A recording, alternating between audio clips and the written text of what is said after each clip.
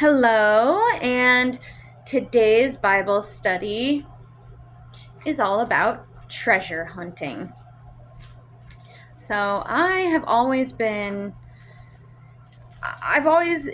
enjoyed and been fascinated by entertainment, like treasure hunting entertainment.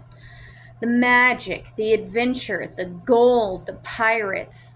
Movies like The Goonies, The Outer Banks, all of the treasure hunting movies, books. They're just all so good, so entertaining. I would love to be a treasure hunter or like a dig for gold in real life. But for me, that's not possible because I have Sam and, we have a hard time going to the grocery store. So we're not going treasure hunting. So, anyway, this fascination and joy of treasure brings me to today's Bible study topic. Because nowadays, with Sam and the way that my life is, I am interested in the real treasure. So, let's go seek it. Maybe I've always been so inspired by fantasy, magic, gold, ancient cities, because I was leading myself from within to the real treasure hunt. I don't know. I think so. I think I was inspired by all of this for a reason, and then to find the real treasure and to understand things that are just more valuable than gold, to me, it's very fulfilling. Very fulfilling. I've never been on an actual treasure hunt, so this is real to me, and it's more real, way more real than like jewels and gold and pirates. And anyway, that's my story with that. So today, instead of going on a big grand adventure, we're going to look for treasure more valuable than gold, more precious than rubies. And I'm not talking about, the hunt itself exactly. The hunt of treasure is actually useless if you don't find the gold. So, what I'm really talking about today is the actual discovery of treasures that you didn't even know that you already had. This today is about the possession and what you actually you already have it. And that's the magic. That's the treasure. So, anyway, that's what we're here to talk about today. It's not a wanting or a need for the treasure and the gold. You haven't spent hours, days, years, hunt upon hunt, and money on this pursuit, like in National Treasure with Nicolas Cage. You're not on a timetable. This is free. You're not racing against the clock. No one else is going to be able to take this from you. So no one else is going to be able to find the treasure faster than you. This treasure hunt is not like that. It's more like discovering something unexpected that you didn't know was there before. It's like something like just a complete delight, like a complete surprise, something better, more precious, more valuable than anything and everything you already have. Let's see how Jesus says it. So we're going to go to Matthew 13:44, and the verse says, "Again, the kingdom of heaven is like unto treasure hid in a field, the which when a man hath found, he hideth, and for joy thereof goeth and selleth all that he hath, and buyeth that field." King James Version, by the way. I always read King James Version. Okay, so Jesus says the kingdom of heaven is like buried treasure that makes you happier than everything that you own. This is a really interesting saying that Jesus gives us in Matthew 13:44. why would the man hide the treasure instead of just taking it? So the man finds the treasure, hides it, and is so happy. I hope you can hear me okay, even with Sam in the background. He wants to be a part of the video too. Anyway, so the man finds the treasure, hides it, and is so happy that he found it, he sells everything and buys the field. He doesn't buy the treasure. He finds the treasure. He sells everything he owns to buy the field that he found the treasure in. So the treasure itself, if you can catch this, is priceless. He doesn't pay for it, the man. He doesn't steal it. And he keeps it hidden. This is very special, because if you're just out in a field, think about it. You're just out in a field and you find treasure. I mean, I would take the treasure. I literally like this is nobody's. I'm out in a random field. Like, me personally, I'm gonna take the treasure. But here, in this little one verse, Matthew 13:44, Jesus is saying something specific. Okay? The treasure is priceless. Okay? It's not stolen. It's not corrupted. No one's taking it. And the man in the verse keeps it hidden. So what kind of treasure is priceless, hidden, and uncorrupted by thievery? Let's go and look at Job. Job says it beautifully. Anyway, this is my version, and this is how I'm connecting the dots. Okay, so Job 28:12 through 21. But where shall wisdom be found, and where is the place of understanding? Okay, so it is wisdom and understanding that Job is talking about here in verse 12. Okay, verse 13. Man knoweth not the price thereof, neither is it found in the land of the living. Verse 14. The depths saith, it is not in me, and the sea saith, it is not in me. So you don't find wisdom and understanding in the depths of the sea here.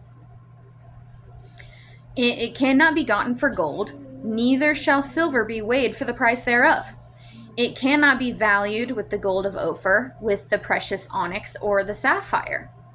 Okay, this is still wisdom and understanding we are talking about here. Cannot be valued with the gold of Ophir. The gold and the crystal cannot equal it, and the exchange of it shall not be for jewels of fine gold. No mention shall be made of coral or of pearls, for the price of wisdom is above rubies. The topaz of Ethiopia shall not equal it, neither shall it be valued with pure gold. Again, priceless. Okay, do you see how I'm connecting the dots here?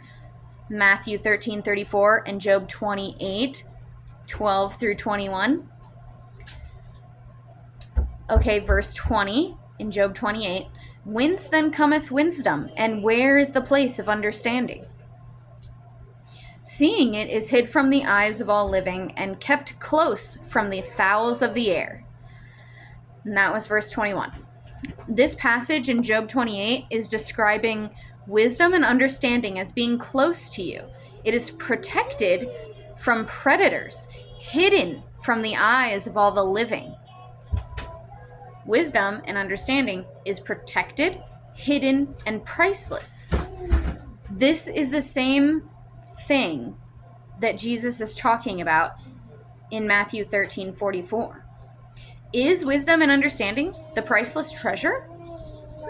Well, let's keep going and find out.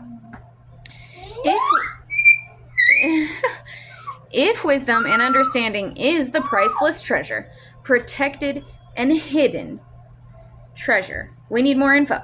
Jesus isn't talking about an actual field in Matthew 13:44. He's saying the kingdom of heaven is like a field, so we need a little more information to complete the understanding and the teaching here. So what else does Jesus say about treasure? We have to go to Matthew 6:19. The Lord's Prayer, by the way, is in Matthew 6 as well. And these teachings, the treasure and the Lord's Prayer, are connected. The Lord's Prayer and the treasure. So if you want to know more, just listen to my video called Reconnecting with the Lord's Prayer 2026. I will post it in the comments, so it's easy for you to get to if you want to listen to it. Now, let's go into Matthew 6:19. Matthew 6:19 through 21. We're going to read 3 verses. Lay up for yourselves treasures. Lay not up for yourselves treasures upon earth, where moth and rust doth corrupt, and where thieves break through and steal. But lay up for yourselves treasures in heaven, where neither moth nor rust doth corrupt, and where thieves do not break nor steal. For where your treasure is, there will your heart be also. And that was verse 21 in Matthew 6. Well, there it is. The treasure in heaven, where the treasure is in heaven, where your heart is also. Wow. We have discovered what was inside us all along. Wisdom and understanding is incorruptible, protected, priceless, and hidden. When you gain wisdom and understanding for yourself, the joy thereof is priceless, just like in Matthew 13:34. It is priceless, and it brings you so much joy. It is more valuable than anything you own, anything you could possibly own. If Elon Musk found this within himself, it would be more valuable than everything he owns. The richest man in the world, the first trillionaire, has nothing compared to the treasures in heaven, where neither moth nor rust does corrupt.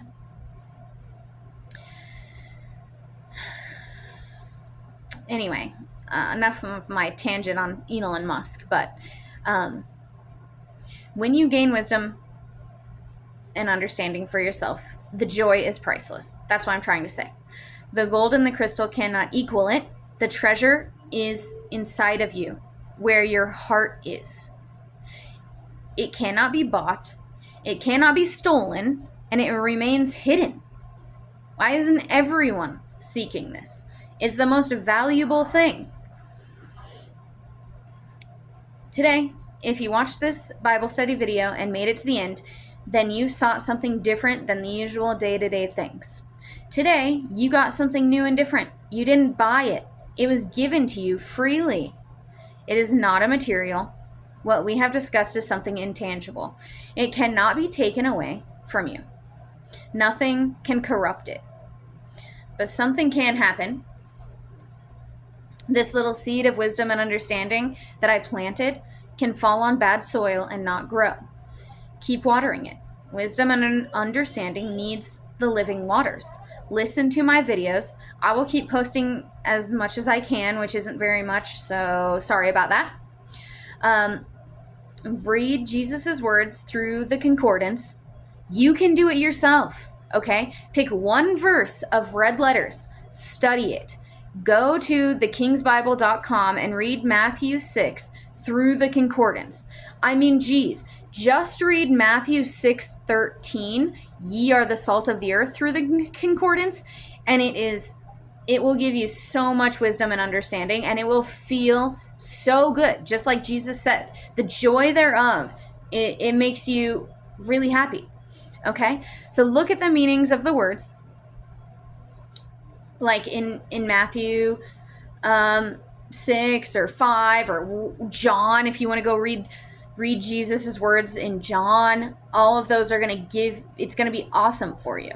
Okay, so you look at the meaning of the words, reread the verses with the meanings inserted on the concordance. You can get there at thekingsbible.com and just figure it out for yourself. It's so much fun, and it takes a lot of time, so be prepared for that, but it's a lot of fun.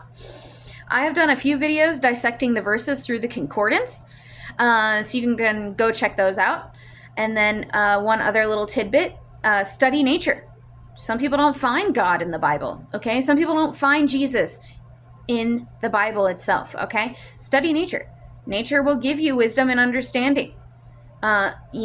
Spend time with a child or your pet. Those are all valid ways to find God.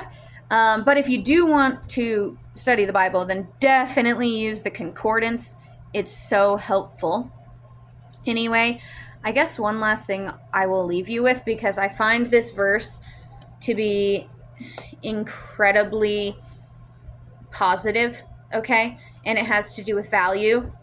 In Matthew 10:31, fear ye not therefore, ye are of more value than many sparrows. Okay? This is how Jesus sees you. As many sparrows as there are, you're more valuable.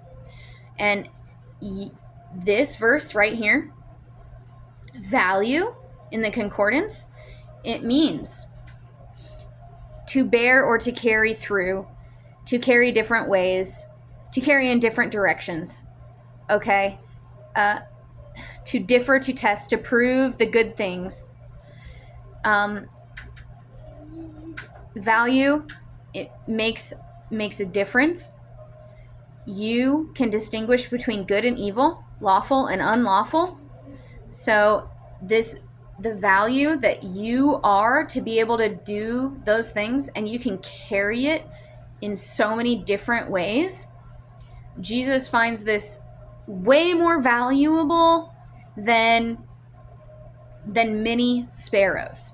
So the flock of sparrows has nothing compared to what you can do with your ability to carry through, to distinguish. You yourself are valuable. You're valuable to other people. You're valuable to Jesus. And I just wanted to tell you that and end the video with that, even though that wasn't in my content. I read that verse and I really liked it,